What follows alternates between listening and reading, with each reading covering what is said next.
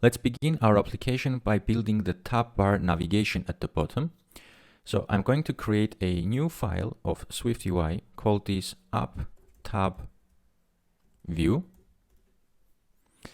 And here, instead of the text, I'm going to create a tab view.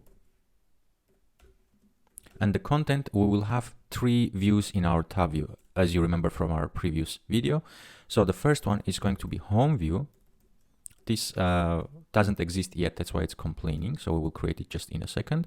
So the tab item, we are going to set an image, which is going to be a system image with name house. The images I'm taking from SF Symbols. So if you don't have it, you can go and get it from Apple developer website. And we're going to have also some text. In this, it's home. Let's copy this. And the second one is going to be our basket view. And here I will put a bag image and call it basket.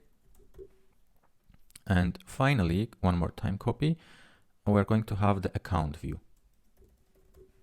And it will have an image of person and text of account. All right, so these views, these files don't exist. That's why our Xcode is complaining. So let's go ahead and create them. We have already this content view. So I'm going to actually rename it, refactor, rename. And let's call this home view. Not home T, sorry. Let's rename it one more time. Yeah. And just replace it here at the top as well. So now the first one is done. Let's create 2 more, call it basket view. And one more SwiftUI file, account view. All right, so coming here, we should see no more errors. Everything is set. And the last thing we need to do to set our tab view, this Up tab view, as the first entry point to our application, we go to my coffee shop app, or as you called yours. When you see the window group, it shows the first view that it will load once our application starts. So here I will say Up tab view.